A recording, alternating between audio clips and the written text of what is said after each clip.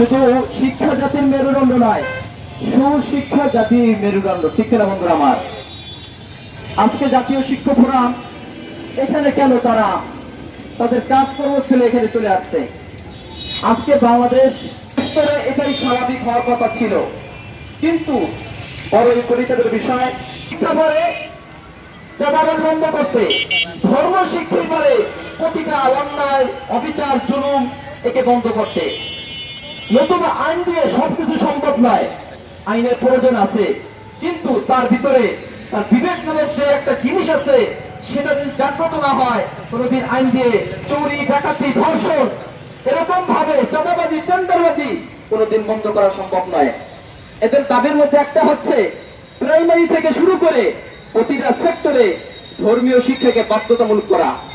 হয়তো আপনারা জানেন 2007 সালে জার্মানি একটা ধর্মীয় গুরুদেরকে নিয়ে একটা সেমিনার হয়েছিল। সেখানে প্রতিটা ধর্মের গুরুরা একমত পোষণ করেছেন যে দুর্নীতি, চাঁদাবাজি, টেন্ডারবাজি, ধর্ষণের সেঞ্চুরি সহ যত অশ্লীল কাজ আছে, অন্যায় কাজ আছে, এগুলো বন্ধ করতে পারে একমাত্র ধর্মীয় শিক্ষা। কাজেই আমরা যদি সোনার বাংলাকে একটা দুর্নীতি মুক্ত বাংলাদেশ করতে চাই, ধর্মীয় শিক্ষার কোনো বিকল্প নাই।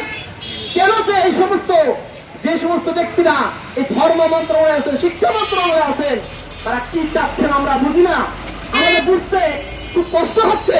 আপনারা কি চান বাংলার প্রতিটি মুসলমান, প্রতিটা মানুষ তারা ইসলাম বিদ্বেষী হয়ে যাক, তারা ধর্ম বিদ্বেষী হয়ে যাক? আপনারা চান এটা যদি আপনারা কল্পনা ইনশাআল্লাহ বাস্তবায়ন করতে দিবে না। কাজেই আজকের মানববন্ধন থেকে আমরা বলতে চাই, ধর্মীয় শিক্ষাকে প্রাইমারি থেকে শুরু করে প্রতিটা সেক্টরে বাস্তবায়ন করতে হবে। ঠিক না বন্ধুরা আমার? শুধু এখানেই নয়, আমরা হয়তো আপনারা বলতে পারেন যে অন্য ধর্মের কি করবে। আমাদের এক বক্তা বলেছেন যে হিন্দু ধর্ম আছে তাদেরকে হিন্দু ধর্ম শিক্ষাকে বাধ্যতামূলক করতে হোক, যে খ্রিস্টান ধর্ম আছে তাকে খ্রিস্টান ধর্ম শিক্ষা করা বাধ্যতামূলক করে হোক। অর্থাৎ প্রত্যেক ধর্মের যার যার শিক্ষা এটাকে তারা বাধ্যতামূলক করে দেওয়া হোক, এটা আমাদের দাবি।